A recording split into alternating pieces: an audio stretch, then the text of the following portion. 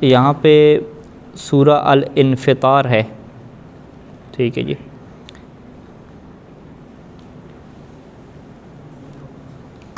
یہ صفحے کے آخر میں لکھا گیا سورہ الانفطار 19 آیہ مکیہ، اس کی 19 آیات ہیں اور یہ آیات مکی ہیں ساری کی ساری، یعنی مکہ میں نازل ہوئی ہیں۔ مکہ میں جو چیزیں نازل ہوئی ہیں شروع میں، اس میں فوکس اسی بات پہ ہے، قیامت کے اوپر ہے فوکس، قیامت کے متعلق، جزا کے متعلق ساری مضمون ڈسکس ہو رہے ہیں۔ یہ اگلے صفحے پہ ہے جی ساری۔ بسم اللہ الرحمن الرحیم۔ اذا السماء انفطرت واذا الکواکب انتثرت۔ تو یہ ایک ایک آیت ہے، ساتھ اس کا پڑھتے جاتے ہیں تشریح کیا ہے۔ اذا السماء، اذا کا مطلب جب ہوتا ہے، اس کی پھر خبر آئے گی، جب یعنی جس دن، ظرفیہ اور شرطیہ دونوں ہیں۔ اذا السماء انفطرت کہ جب آسمان، انفطرت، انفطرت کا مطلب کیا کیا؟ انشقت، شقہ کا کیا مطلب ہوتا ہے؟ پھٹ جانا، کہ جب آسمان پھٹ جائے گا۔ وَإِذَا الْكَوَاكِبُ انتثرت، اور جب ستارے ہیں وہ انتصرت، انتصرت کے انہوں نے مطلب کیا کیا تھا؟ ساقطت، گر جانا، ٹھیک ہے، جب ستارے گر جائیں گے۔ وَإِذَا الْبِحَارُ فُجِّرَتْ، فجرت کا مطلب بھی پھٹ جانا ہے، لیکن مصنف کیا مطلب کرتے ہیں؟ یعنی فُتِحَ بَعْضُهَا فِي بَعْضٍ، بحار کیسے کہتے ہیں؟ سمندر، جب سمندر پھٹ جائیں گے، اس کا کیا ترجمہ کر رہے ہیں کہ فُتِحَ بَعْضُهَا فِي بَعْضٍ، کہ بعض سمندروں کو دیگر بعض سمندروں میں کھول دیا جائے گا۔ فتح، فتح کھول دیا جانا، کھول دیا جائے گا۔ حتی تصیر بحرا واحدا، یہاں تک کہ وہ سارے بحار کیا ہو جائیں گے؟ بحر واحد بن جائیں گے، ایک سمندر بن جائیں گے۔ وَإِذَا الْقُبُورُ بُعْثِرَتْ، جب قبروں کو اٹھایا جائے گا۔ قبروں کو اٹھانے کا کیا مطلب ہے؟ یعنی قُلِبَتْ تُرَابُهَا، یعنی ان کی مٹی کو کیا ہے؟ پلٹ دیا جائے گا۔ قلب کیا ہوتا ہے؟ پلٹ دینا، ان کی مٹی کو پلٹ دیا جائے گا۔ وَبُعِثَ مَوْتَاهَا، اور جو قبروں کے مردار ہیں ان کو کیا ہے؟ اٹھایا جائے گا۔ تو اگرچہ قرآن نے یہاں پہ کیا کہا کہ جب قبروں کو اٹھایا جائے گا، لیکن مراد قبروں کو اٹھانا نہیں ہے، بلکہ قبروں کی مٹی کو پلٹ دینا ہے، اور پھر مٹی کو پلٹنے کے بعد ان کے اندر جو مردہ ہیں ان کو اٹھانا مراد ہے۔ یہاں پہ شیخ محسن نجفی مرحوم نے یہ لکھا کہ جتنے بھی انسان کے ریزے ہیں نا، ذرات ہیں، وہ مٹی میں مکس اپ ہو جاتے ہیں، یعنی جن کے جو جسم ہیں وہ سلامت نہیں رہتے، تو وہ مٹی کے اندر مکس ہو جاتے ہیں۔ تو پھر اس کا مطلب کیا ہے کہ وہی جو ان کی قبر کی جگہ ہے کہ جہاں پہ ان کا جسم جو ہے وہ مٹی بن گیا ہے، اسی مٹی کو جب الٹ پلٹ کیا جائے گا تو اس کے ریزوں سے ہی اسی کا جسم کیا ہے دوبارہ نکالا جائے گا، یعنی وہ ریزے ایک ایک مل کر پورا جو ہے وہ دوبارہ کیا بنیں گے؟ انسان بن جائیں گے۔ تو یہ بات کا مطلب ہے۔ ہاں، کھاد بن جاتا ہے، مٹی بن جاتا ہے نا، ہوتا تو ہے کسی نہ کسی شکل میں نا۔ اس سے کیا کہتے ہیں فقہ میں؟ استحالہ کہتے ہیں نا، یہ تبدیل ہو گیا نا، استحالہ ہو گیا۔ وہ کتے کی مثال دیتے تھے نا، نمک کی کان میں جو کتا ہے وہ نمک بن جاتا ہے۔ تو یہ ہاں، یہ جو انسان ہے یہ مٹی بن گئے تھے، تو یہی مٹی سے پھر دوبارہ کیا ہے؟ ایک ایک ذرے سے انسان دوبارہ بنایا جائے گا۔ اچھا، وجواب اذا، یہ جو اذا بھی کہا گیا کہ جب آسمان پھٹ جائے گا، ستارے گر جائیں گے، سمندر ایک ہو جائیں گے، قبروں سے جتنے بھی مردے ہیں سارے اٹھا دیے جائیں گے، پھر کیا ہوگا؟ وجواب اذا علمت نفس، اذا کا جواب یہ آ رہا ہے کہ علمت نفس ما قدمت واخرت، کہ اس ٹائم پہ نفس کو علم ہو جائے گا۔ کس بات کا علم ہو جائے گا؟ کہ ما قدمت، کہ جو اس نے آگے بھیجا، واخرت، اور جو پیچھے چھوڑا ہے۔ سبق نحو فی القیامت، یعنی اسی طرح کی جو آیت ہے وہ سورہ قیامت میں گزر چکی ہے، وہاں پہ اس کی تفسیر انہوں نے بیان کی تھی۔ یا ایھا الانسان ما غرک بربک الکریم، اے انسان، ما غرک، تمہیں کس چیز نے دھوکہ دیا ہے تمہارے کریم رب کے متعلق، یعنی حتی عصیتہ، یہاں تک کہ تو نے اس کی معصیت کی۔ اچھا، ولعل ذکر الکریم للتلقین، یہاں پہ مصنف یہ کہتے ہیں کہ فقط اتنا اگر کہہ دیا جاتا کہ اے انسان، تجھے تمہارے رب کے بارے میں کس نے دھوکہ دیا ہے، پھر کریم کی صفت کیوں لگائی؟ ٹھیک ہے، کریم کا مطلب کیا ہوتا ہے؟ سخاوت کرنے والا نا، کرم جسے ہم کہتے ہیں۔ کرم کا دو مطلب ہیں، ایک عزت کے معنی میں بھی آتا ہے، ایک ہے سخاوت کے معنی میں آتا ہے۔ تو یہاں پہ ہم کیا کہتے ہیں؟ اللہ کریم ہے، اللہ کریم ہے یعنی اللہ مہربانی کرنے والا ہے، سخاوت کرنے والا ہے۔ تو یہ نجف والے کہتے ہیں اللہ کریم، ٹھیک ہے، کوئی مشکل پاس جاتے کہتے ہیں اللہ کریم انشاءاللہ، کہ اللہ جو ہے وہ کرم کرے گا، یعنی کوئی مہربانی کرے گا۔ تو اللہ کی مہربانی کو یعنی کریم کی صفت کو کیوں یہاں پہ ذکر کیا گیا؟ مصنف کیا کہتے ہیں کہ وَلَعَلَّ ذِكْرُ الْكَرِيمِ لِلتَّلْقِينِ، کہ کریم کا ذکر اس لیے ہے للتلقین تاکہ انسان کو یاد دلایا جائے۔ تلقین کسے کہتے ہیں؟ یاد دہانی کرانا، تاکہ یاد دہانی کرایا جائے، حتیٰ یقول، یہاں تک کہ اللہ کہے کہ کرمک، کہ اس نے جو ہے وہ تمہارے اوپر کرم کیا ہے۔ یعنی یوں بات باندھی جا رہی ہے کہ اے انسان، تجھے تمہارے رب کے بارے میں کس چیز نے دھوکے میں رکھا؟ کون سا رب؟ الکریم، جو کرم کرنے والا ہے، جو مہربان ہے، ٹھیک ہے، کہ جس نے تمہاری اوپر بہت زیادہ کرم کیا ہے۔ تو اس سے کیا کہتے ہیں کہ انسانوں کی دنیا میں بھی عقل مند اور جو احساس لوگ ہیں ان کا یہی نظام چل رہا ہے کہ جو ان کے اوپر مہربانی کرتا ہے، جو بھی بندہ انہیں نعمتیں دیتا ہے، اس کا خیال رکھتا ہے، تو انسان اسے فراموش نہیں کرتا، اس کے بارے میں کیا ہے، انسان کسی قسم کے دھوکے کا شکار نہیں ہوتا۔ تو یہاں پر بھی ایسے الذی خلقک، یعنی یہ جو رب ہے، رب کریم ہے، اس کی کیا صفت ہے کہ الذی خلقک، کہ جس کی پہلی صفت تو یہ ہے کہ اس نے تمہیں پیدا کیا ہے، خلق کیا ہے۔ وَلَمْ تَكُ شَيْئًا، یعنی لم تکن ہے یہاں پہ، نون کیا گرا دی گئی کہ لم تَكُ شَيْئًا، کہ جب تم کوئی چیز بھی نہ تھے۔ تو جب کچھ بھی نہ تھے تو اللہ نے وجود دے دیا، تو پہلا کرم تو یہاں سے شروع ہو گیا، ٹھیک ہے جی، کہ اللہ نے تمہیں وجود بخشا۔ تو وجود کی نعمت بہت بڑی نعمت ہے، ٹھیک ہے۔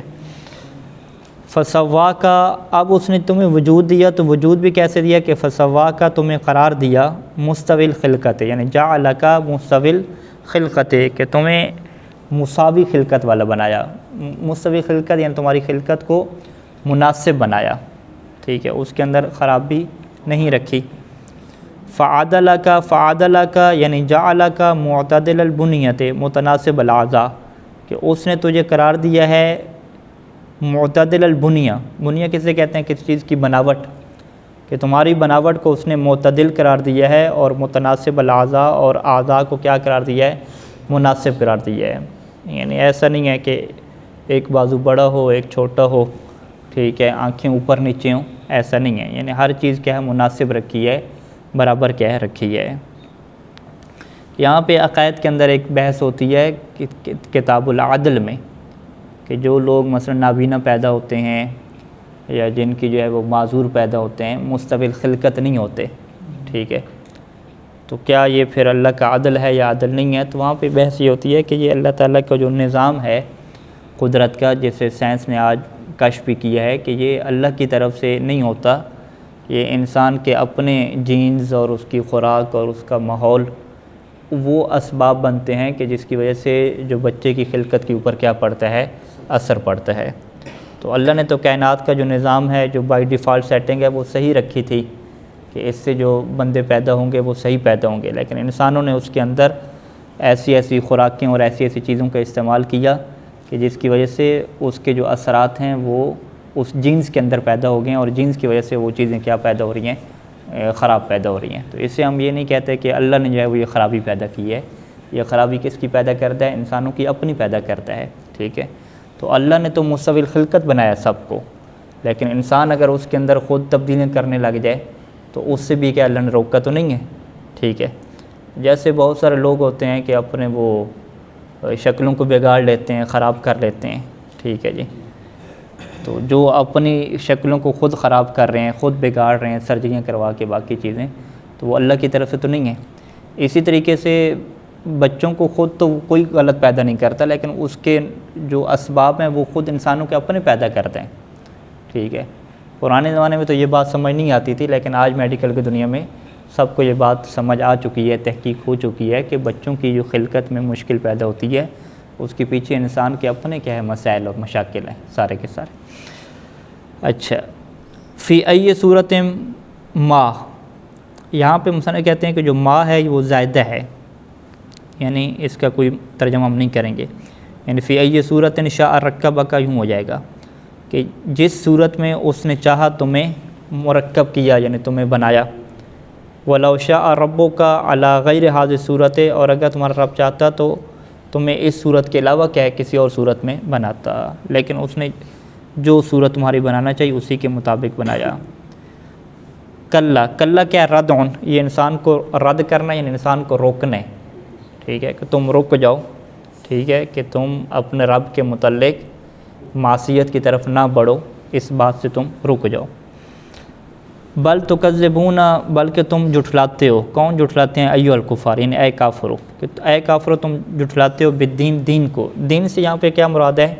جزا، یعنی تم جزا کو جھٹلاتے ہو، جس سے ہم کیا کہتے ہیں؟ یوم الدین کہتے ہیں۔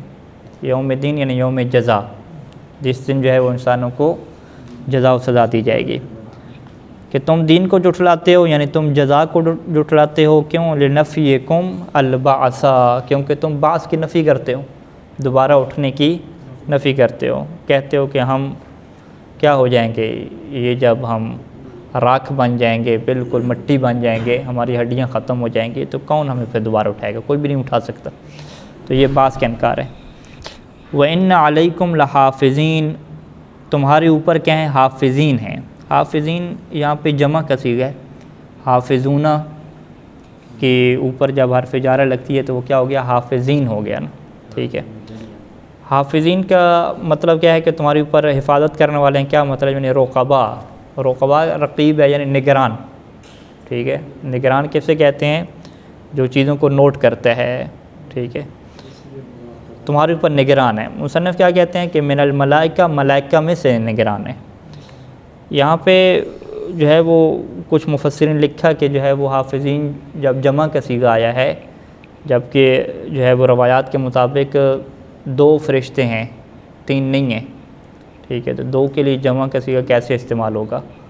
تو انہوں نے پھر یہ لکھا کہ نہیں، یہاں پہ جو مراد ہے اس کا مطلب ہے کہ ملائکہ کے علاوہ بھی کچھ اور ہیں جو ہمارے اوپر کیا ہیں؟ رقیب ہیں۔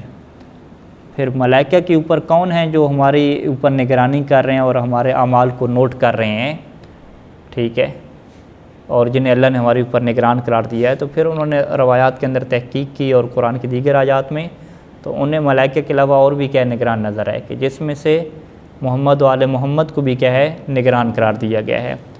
یعنی الکافی کا پورا باب ہے کہ تمہارے اعمال جو ہے وہ محمد و آل محمد کی خدمت میں پیش کیے جاتے ہیں، جس کے اندر وہ روایت ہے مشہور کہ چھٹے امام جب تشریف فرما تھے اور اپنے ماننے والوں سے کہہ رہے تھے کہ ما لکم تسوء رسول اللہ، کہ تمہیں کیا ہو گیا ہے کہ تم اللہ کے رسول کو تکلیف پہنچاتے ہو؟ تو انہوں نے کہا کہ بھئی اللہ کے رسول کا زمانہ تو کب کا گزر گیا، تو ہم کیسے اللہ کے رسول کو اذیت پہنچاتے ہیں؟ تو امام نے کیا فرمایا کہ جب تم برے اعمال کرتے ہو تو وہ اللہ کے رسول کی خدمت میں پیش ہوتے ہیں، تو اس سے انہیں تکلیف پہنچتی ہے۔ پھر وہ قرآن مجید کی آیت پڑھی کہ تم سب عمل کرو، تمہارے عمل کو اللہ دیکھ رہا ہے، والمؤمنون، اور مومنین دیکھ رہے ہیں۔ پھر فرمایا کہ مومنین سے کیا مراد ہیں؟ یہ محمد والے محمد مراد ہیں۔ تو یہاں پہ ان روایات کے ذریعے سے مفسرین نے لکھا کہ یہ جو اللہ نے حافظین قرار دیے ہیں یہ فقط ملائکہ نہیں ہیں، ملائکہ سے ہٹ کے محمد والے محمد بھی ہیں، کہ جو قیامت میں کیا ہے؟ باقاعدہ لوگوں کے اوپر گواہی بھی دیں گے کہ اس نے یہ والا عمل کیا تھا، یہ عمل نہیں کیا تھا۔ کیونکہ ہم سب کے اعمال ان کی خدمت میں پیش ہو جاتے ہیں اور وہ ہمارے اعمال سے آگاہ ہیں۔ اس کے علاوہ کچھ لوگوں نے پھر انسانی جو جسم کے اعضاء ہیں جن کے متعلق قرآن مجید کی آیات ہیں کہ وہ گواہی دیں گے، ان کو بھی جو ہے وہ اسی حافظین میں قرار دیا ہے، کہ خود یہ جو اعضاء ہیں ہم جو ہے وہ اس کا ادراک نہیں رکھتے کہ یہ ہاتھ جو ہے وہ کیسے ہمیں دیکھ رہا ہے اور اس کے اندر کیسے وہ شعور ہے، ہمیں اس چیز کا نہیں پتہ، لیکن ان کو بھی جو ہے وہ قیامت میں شعور دے دیا جائے گا، قوت گویائی عطا کی جائے گی، اور یہ بھی کیا گواہی دیں گے۔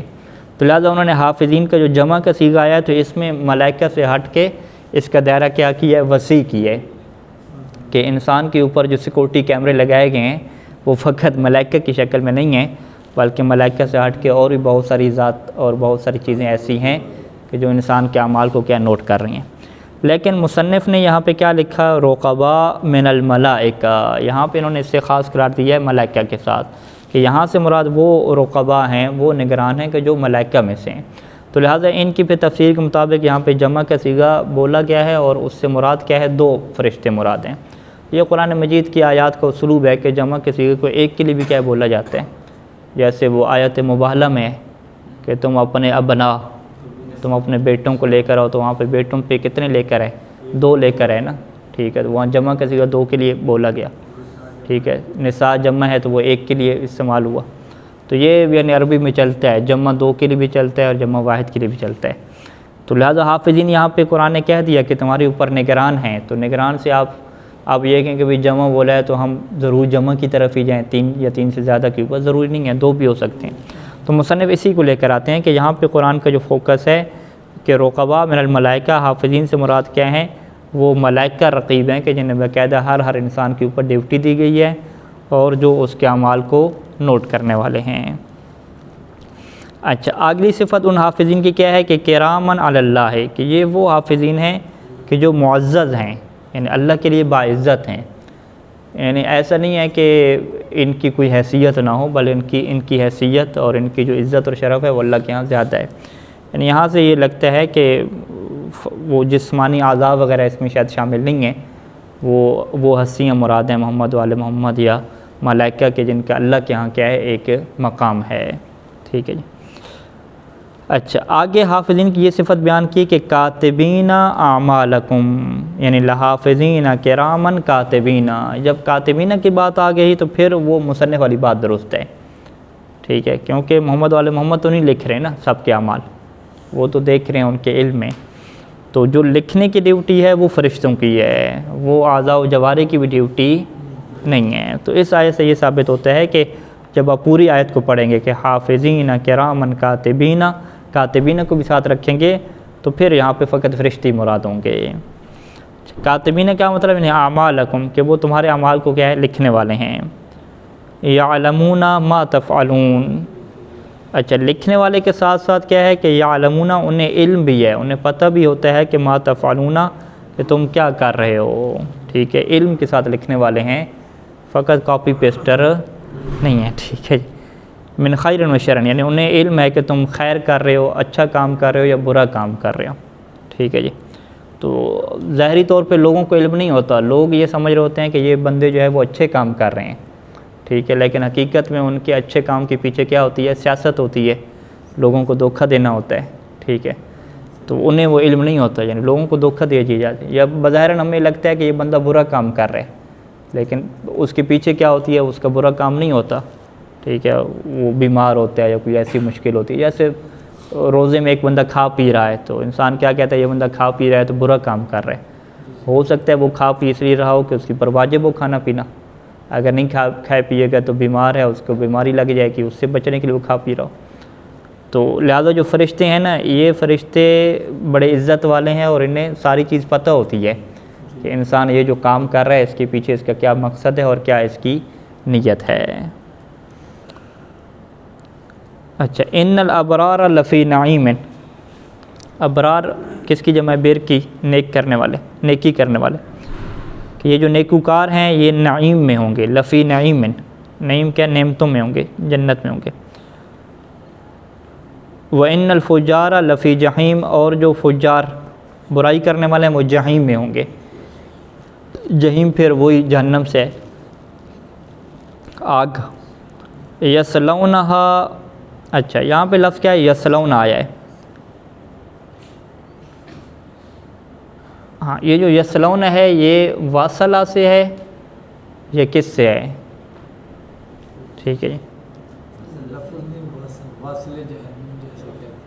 واصل جہنم،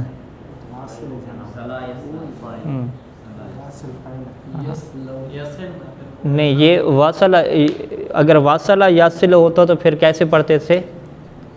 ساتھ کے اوپر کیا ہوتا؟ ساتھ کے اوپر یاصل ہوتا نا، یعنی یاصلو سے آپ گردان کریں نا، واصلہ یاصلو، یہ یا فعلو کے وزن پہ واو گر جائے گی، تو یاصلو سے جب آپ گردان کریں گے تو تیسرے سے کیا بنے گا؟ یاصلو، یاصلانے، یاصلونا، تو یہاں پہ کیا لکھا ہوتا ہے؟ یاصلونہا، ہاں، تو لیکن یہاں پہ یاصلونہا نہیں لکھا گیا، ساتھ ساکن ہے، ہاں، یعنی یہ مثال سے نہیں ہے، ناقص سے ہے، ناقص ہے، صاد لام اور یا ہے، تو صلا یصلہ ہوتا ہے۔ یصلہ میں کیا ہے؟ یہ لال بالحاص ہوا ہے، آخر پہ جو اس کی یا تھی نا وہ گرے گی، ٹھیک ہے، اصل میں کیا تھا؟ یصلیون، یصلیون ہے نا، یصلیون میں وہ یا کیا ہے اس کی گر گئی، تو یصلون ہو گیا۔ یہ جو ہے نا صلاح یصلح، اس کا مطلب کیا ہے؟ جلس جانا، ٹھیک ہے، تپ جانا یعنی گرم ہو جانا، ٹھیک ہے۔ یصلونہا یعنی وہ اس آگ سے جلسیں گے، ٹھیک ہے، یصلونہا اس آگ سے جلسیں گے، یہ اس کا لغت مطلب ہو جائے گا، یعنی اس آگ سے جلیں گے۔ مصنف اس کا کیا مطلب کر رہے ہیں کہ یقاسون یا یقاسون حرہا، یہ جو یقاسون ہے یہ کس باب سے ہے؟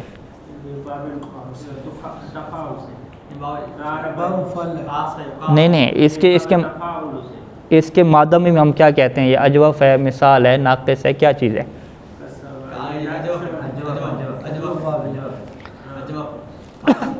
اگر آپ اسے اجوف لیتے ہیں نا، قاسا یقاسو، ٹھیک ہے، کیا کہتے ہیں؟ قاسا یقیسو، یقیسو کا پھر فعل مجہول کیا بنے گا؟ یقاسو بنے گا نا، تو وہ قیاس بھی اسی سے ہے نا، تو اس کا پھر مطلب نہیں بنتا کہ وہ جہنم کی گرمی کو قیاس کرنا۔ قیاس کا مطلب کیا ہوتا ہے؟ ماپنا، اندازہ لگانا، ٹھیک ہے، یہ مطلب نہیں ہوتا۔ ہاں، اس کو پھر آپ کیا کہیں گے کہ آپ اجوف سے اسے نہ بنائیں، اسے ناقص سے آپ بنائیں، ٹھیک ہے، ناقص سے یائی سے بنائیں، قاسا یا، ٹھیک ہے، یا قاسوا بھی ہے، ٹھیک ہے۔ تو ناقص یائی سے جب آپ برداشت کریں گے تو وہ قساوت میں چلا جائے گا نا۔ قساوت اور قاسا یا کیا مطلب ہوتا ہے؟ تکلیف برداشت کرنا، ٹھیک ہے۔ پھر آپ کیا کہیں گے کہ یہاں پہ یہ باب مفعلہ ہے، قاسیا، قاسیا یقاسیو مقایستاً، پھر یقاسیو سے آپ فعل مجہول بنائیں گے، یقاسیو، تو یقاسیو میں بھی یہاں پہ آخر پہ یا کیا گر گئی ہے، ٹھیک ہے، تو یہ یقاسون جو ہے وہ لکھا ہوا ہے، تو یقاسون، ٹھیک ہے، کہ ہاں بلکہ اسے فعل معلوم اگر بنائیں، فعل معلوم کیسے بنائیں گے؟ یقاسیون، یقاسیون سے پھر کیا بن جائیں گے؟ یقاسون، ہاں، اسے فعل معلوم پڑھتے ہیں، یقاسون، یقاسون حرہا، یعنی وہ تکلیف برداشت کریں گے، حرہا اس کی حرارت کی، ٹھیک ہے۔ تو یصلونہا کا کیا مطلب ہو گیا پھر؟ یعنی یقاسون حرہا، کہ وہ اس حرارت کی تکلیف کو برداشت کریں گے، ٹھیک ہے۔ یوم الدین کس دن برداشت کریں گے؟ جزا کے دن، یوم الدین۔ وما ہم عنہا بغائبین، اور وہ اس سے غائب نہیں ہوں گے۔ غائب ہونے کا کیا مطلب ہے؟ یعنی بخارجین، نکالے نہیں جائیں گے، نکلنے والے نہیں ہوں گے جہنم سے، جہنم سے غائب نہیں ہوں گے، یعنی جہنم سے نکلنے والے نہیں ہوں گے، ٹھیک ہے۔ وما ادراک ما یوم الدین، آپ کو کیا پتہ کہ یوم الدین کیا ہے، ٹھیک ہے۔ تو یہ کیوں جملہ کہا جا رہا ہے رسول خدا صلی اللہ علیہ وسلم کو، ٹھیک ہے؟ یہ کہہ رہے ہیں کہ تعظیم الشان، یہ جملہ بولا جاتا ہے اس کی شان کو بلند کرنے کی خاطر، ٹھیک ہے۔ وما ادراک ما لیلۃ القدر، ٹھیک ہے، وما ادراک ما مالک، کہ تمہیں کیا پتہ کہ مالک کیا ہے۔ تو یہ اس کا مطلب یہ نہیں ہے کہ وہ جو خطیب ہے وہ اگلوں کی بےزتی کر رہے ہیں، ٹھیک ہے، اگلوں کو سنا رہا ہے کہ تم جاہل ہو، تمہیں کچھ پتہ نہیں ہے، نہیں، وہ یہ جملہ بولا جاتا ہے خطابت میں کہ یہ بیان کرنے کے لیے کہ اس چیز کے اندر کیا بڑی عظمت ہے، ٹھیک ہے، ہاں، کہ تمہیں کیا پتہ کہ جو ہے وہ گلاب جامن کا کیا ذائقہ ہوتا ہے، ٹھیک ہے۔ تو یہ اس کا مطلب کیا ہے کہ وہ گلاب جامن کی عظمت کو کیا بیان کرنا چاہ رہا ہے، ٹھیک ہے جی۔ ثم ما ادراک ما یوم الدین، پھر تمہیں کیا پتہ کہ یوم الدین کیا ہوتا ہے؟ دو دفعہ کہا، کہتے ہیں کہ قرر تاکیداً، اس کا تکرار جو ہے وہ مزید تاکید کے لیے ہے، اس میں جو یوم الدین کی عظمت جو ہے وہ بیان کی جا رہی ہے۔ یوم لا تملک نفس لنفس شیئا، کہ جس دن کوئی نفس دوسرے نفس کے لیے کسی چیز کا مالک نہیں ہوگا۔ شیئا سے مراد مصنف نے کیا لیا؟ من النفع، یعنی نفع کوئی کسی کو نہیں دے سکے گا، ٹھیک ہے جی۔ والامر یومئذ للہ، اور اس دن جو سارا معاملہ ہے، جو سارے کے سارا اختیار ہے، وہ فقط کس کے لیے ہوگا؟ اللہ کے لیے ہوگا۔ یعنی اس دنیا میں جو اختیارات ہیں وہ انسانوں کے لیے بھی اللہ نے رکھے ہوئے ہیں کہ ایک انسان دوسرے انسان کو نفع بھی دے سکتا ہے اور نقصان بھی دے سکتا ہے، لیکن اس دن جو ہے نا کوئی کسی کو نفع نقصان نہیں دے سکے گا، ٹھیک ہے۔ اور وہ جو سفارش اور شفاعت کا نظام ہے وہ بھی کوئی دنیا کی طرح کا نظام نہیں ہے، ٹھیک ہے، وہ بھی اللہ نے اپنے لیے رکھا ہوا ہے۔ اللہ خود اجازت دے گا، ہاں بھی اس کی سفارش کرو، تو وہ اگلا بندہ کیا سفارش کرے گا۔ اچھا جی، اس کے بعد سورہ مطففین ہے، اس کی ایک دو آیات پڑھ لیتے ہیں۔ تاکہ یہ ہمارا آدھا گھنٹے کا درس پورا ہو جائے.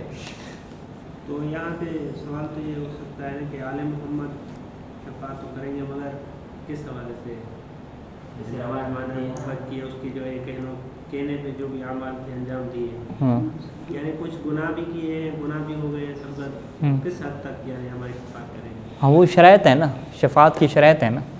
یعنی یہ یوں سسٹم نہیں ہے کہ ہم یوں کہیں کہ اللہ کے علاوہ کوئی اور ہستیاں بھی ہیں کہ جو اپنا کام چلا رہی ہوں گی اور بندوں کو بچا رہی ہوں گی. نہیں، اللہ کے علاوہ جو باقی ہستیاں ہیں وہ بھی اللہ سے پوچھ کر، اللہ سے اذن لے کر اس کی شفاعت ہوگی. تو یہ ہم نے گزشتہ کسی درس میں بیان کیا تھا کہ دنیا میں شفاعت اور سفارش کا مطلب کیا ہوتا ہے کہ علاقے کے جو بڑا ہے، چودھری ہے، MNA ہے، ٹھیک ہے، وہ سفارش کرتا ہے حکومت کو یا بڑے ادارے کو، تو ادارے والے کے آگے نہیں چلتی. وہ کہتے ہیں بس جی چودھری صاحب کا MNA کا فون آ گیا تو ہم نے رکھنا ہے اس بچے کو، اس کا اپنا اختیار نہیں ہوتا. وہ اس سے پوچھ کر بھی نہیں کہتا کہ بھئی آپ کے ادارے میں ہم نے بندہ رکھوانا ہے، کہ آپ اجازت دیتے ہیں کہ ہم اس کی سفارش کریں؟ ایسا تو نہیں ہوتا نا.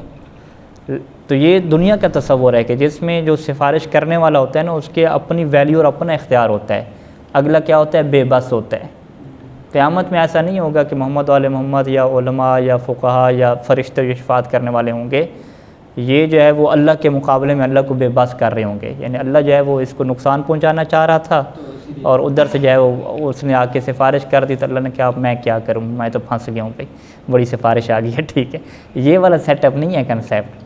اس سیٹ اپ کو لوگوں نے سمجھا اپنی زبان کے تحت اور پھر جو ہے وہ اللہ کے مقام کو گرا دیا، اس کے اختیار کو ختم کر دیا. ایسا نہیں ہے. قرآن مجید کی واضح آیات ہیں کہ اللہ اگر اجازت دے گا تو یہ شفاعت کریں گے، وگرنہ جو ہے وہ شفاعت نہیں کر سکتے. اور اللہ اجازت دے گا یعنی یہ پھر شفاعت کا مطلب دنیا والا نہ رہا.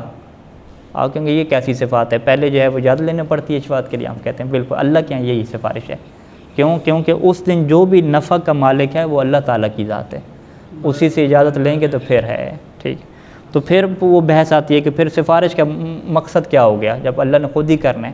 تو پھر اس کا مقصد کیا ہے کہ وہ جو ہستیاں ہیں ان کی اہمیت کو بیان کرنا مقصود ہے، تاکہ لوگوں کو اللہ یہ بتلائے کہ میں نے اس شخصیت کو اتنی اہمیت دی ہے کہ اس سے میں کہہ رہا ہوں کہ تم یہ بات کرو تو میں پھر کیا کروں گا، اس کو جنت میں لے جاؤں گا. یوں کر عظمت کو بڑھانے کی خاطر ہے، نہ کہ اس خاطر ہے کہ اللہ نے کہا کہ میرے مقابلے میں یہ بھی کوئی الگ سے اختیار رکھتے ہیں. کوئی الگ سے اختیار نہیں ہے، ان کی عظمت کو بیان کرنے کی خاطر.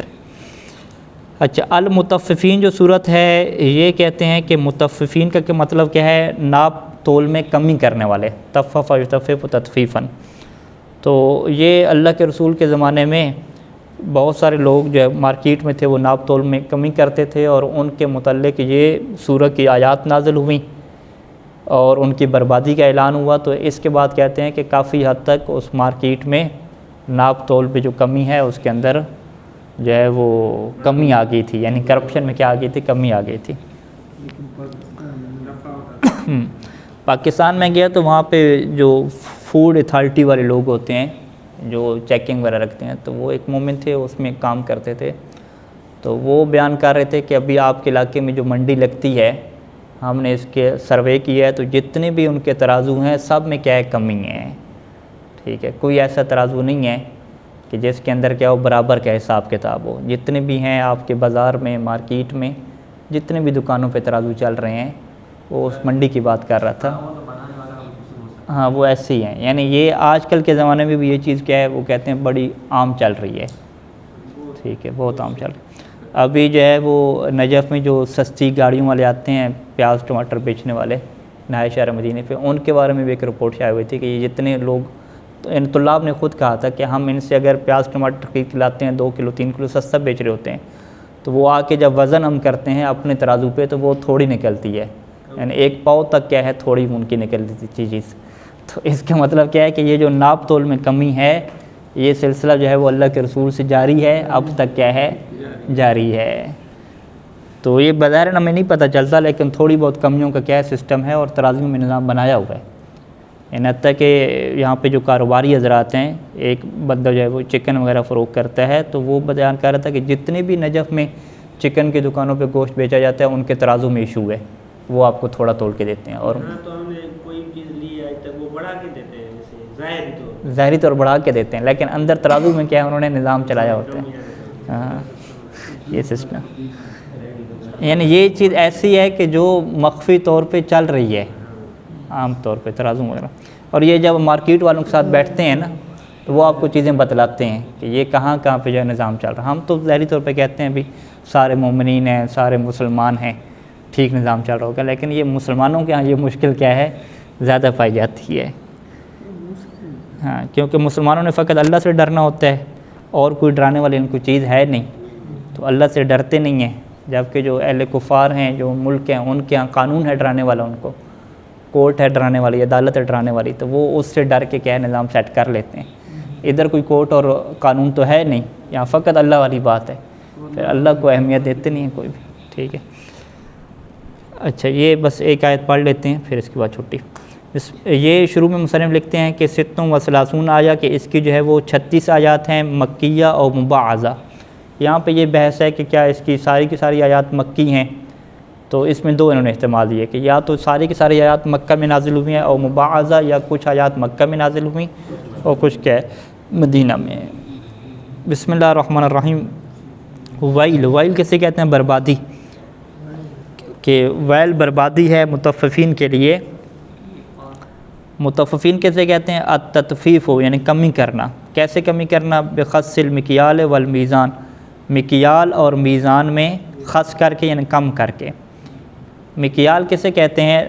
ماپنے کو یا ناپنے کو، اور میزان کیسے کہتے ہیں؟ وزن کرنے کو کہتے ہیں۔